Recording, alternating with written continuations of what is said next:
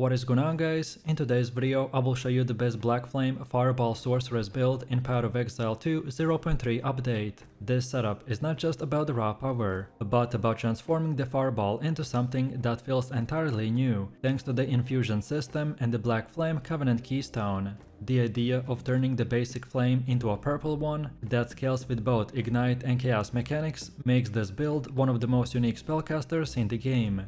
At its core, the build revolves around the Fireball, which is a skill that has existed since the very beginning of Path of Exile, but Fireball has changed dramatically in the 0.3 by becoming a spell that interacts with the new infusion mechanic. Infusions are temporarily elemental ground effects generated by certain spells, and when you consume a fire infusion with the fireball, your next cast will explode into multiple secondary projectiles. So now suddenly, the fireball no longer feels like a slow single orb, but more like a miniature of the storm bolts, by spreading across the screen and multiplying your damage in every direction. Not only does your flame now appear purple, but they also ignite as chaos, meaning that your damage over time comes from a completely different scaling. This allows you to stack chaos multipliers, ignite duration and damage over time, in ways that the basic fireball build would not achieve. The Blood Mage Ascendancy will tie everything together by changing the way that you pay for spells. Instead of mana, every cast will cost life. At first, that might sound dangerous, but the passive tree and the gear are designed to make it feel smooth. Your life pool is massive, your regeneration and the leech are consistent, and your spells will actually help you to sustain by returning the health with every cast. And remember, if you want to track this build, look up the best items, skill trees and path of building, then check my link in the description.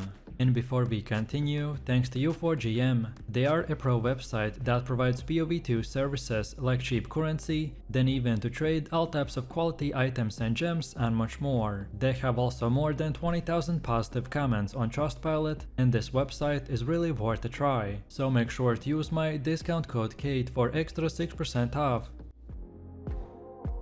So let's take a look at the build, and the first thing is the skill gems. The fireball is our centerpiece, but it only becomes the monster we want when it interacts with infusions. The infusion mechanic means that you need to support spells that constantly feed your fireball with the charges of power. The living bomb is one of the most important ones, because it generates fire infusions instantly. By casting it twice before firing the fireball, you guarantee that all the fireballs will be infused and you will unleash secondary projectiles. Then the solar orb and the snap will add extra consistency. The solar orb provides a sustained zone that constantly refreshes your infusions, while the snap gives you an on-demand generation when you need it the most, by turning routine casts into devastating detonations. The flow of combat is built around weaving these spells together. You begin by placing the sigil power to ground yourself in the fight, then apply the despair to strip enemy cast resistance and open them to your damage. You'll trigger the living bomb to build infusions, and then release the fireball to consume them. All of this will create a wave of projectiles that ricochet across the map.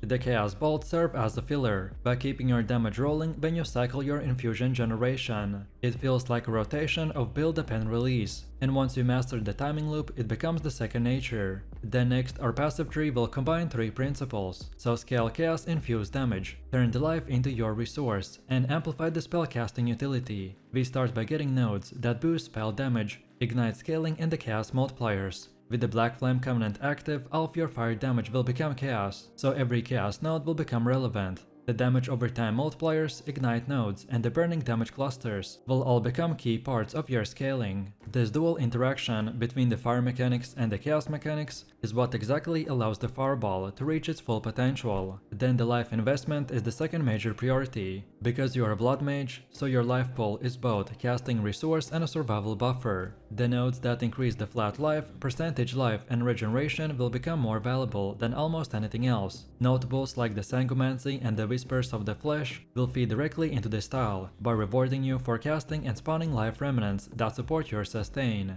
Recovery on the spell hit, life leech and regeneration nodes will keep the loop stable, so that you never feel like you're actually running out of life, despite constantly draining it. And then the final thing is utility. The fireballs infused secondary projectiles only matter if they travel far and persist long enough to hit multiple enemies, so projectile speed and duration scaling are very important.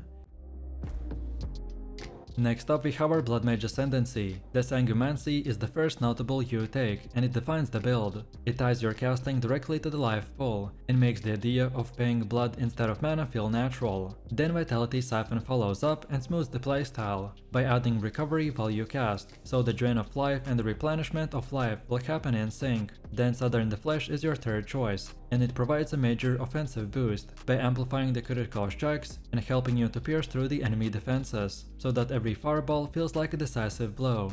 And finally, the Gore Spike caps off the build, by giving you additional bursts and pushing your damage ceiling to the new heights. Together, these Ascendancies will give the build everything it needs, so identity, sustain, consistent offensive, and the ability to reach absurd levels of damage. Then next we have our Atlas tree, and this build will thrive in dense content because the more enemies you face, the stronger your sustain feels. And for that reason, the Atlas tree focuses on mechanics that guarantee density and consistency. In the center of the tree, you want to pick up the notables that enhance essences, harvest, the strong boxes, and delirium. This combination is very effective, because essence and the harvest guarantees your crafting options, while strong boxes and delirium will flood your maps with the monsters. The synergy here is clear. More monsters mean more life recovery from the Blood Mage mechanic, and more explosions from the Fireball. On the right side of the tree, you want to expand it into the Legion and Expedition, by multiplying the number of monsters even further. And then at the top you invest into the bossing nodes, by ensuring that when it's time to face the Maven, Elder or the Shaper, you have the damage and sustain to handle them. The trick here with the Atlas is not to spread yourself too thin. Instead, you want to cluster around key mechanics that feed into each other, so strong boxes plus the essences will give a consistent loot and crafting currency, while the harvest will offer deterministic progression, and Legion or Expedition will provide raw monster density to fuel your DPS even more. The result is an Atlas tree that feels tailored to this build's strengths and ensures a steady profit as you progress. Then next we got gear, and for this build we want to emphasize life, chaos scaling, and the spellcasting efficiency. Your weapon of choice is usually a staff, which in my case is the Chimming Staff, which can roll very high spell damage, critical strike chance, and the cast speed. The staff setup also enables very strong weapon swaps, by letting you carry alternate setups for the curse application and infuse generation. Then defensively, the Rapid Globe is a strong option for the life-based sustain, while the Snake Pit provides unique projectile interactions. Then Defiance of Destiny shines in the late game to give you extra layer of survivability. Your armor pieces focus first and foremost on the maximum life and resistances, because you're constantly losing life, so stacking as much as possible is the only way to keep the engine running smoothly. Then after that, the Chaos Multipliers, spell damage, and the cast speed are the offensive stats that you want to get. Jewelry is where you push your ceiling, so amulets and rings with the global critical strike multipliers, chaos damage, and the cast speed are ideal. The Seed of Catalysm is a standout ring, while the rare amulets can push your damage even further. Your belt should focus on reinforced sustain, ideally rolling a very high life and the flask modifier. The flasks themselves are crucial for this build, as they act as an emergency recovery button when you get too low HP.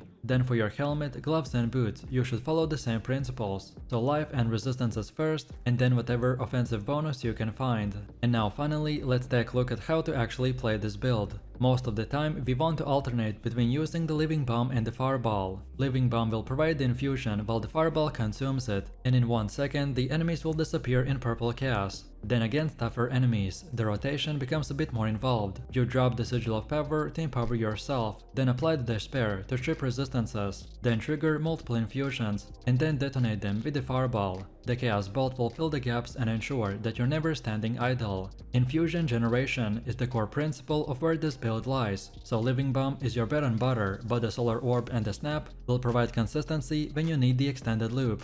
On weapon swap, you can carry a staff setup that allows you to quickly apply curses, by ensuring that bosses are always under the full weight of your debuffs. This DPS flow will almost become rhythmic. You drain life and restore life in the same moment, and fill the battlefield with a storm of corrupted fireballs. It's not the cleanest build visually. The purple fire, the explosions, and the curses, and the ground effects often will make the screen a chaotic mess, but the chaos and super high damage is the part of the appeal why you want to play this build.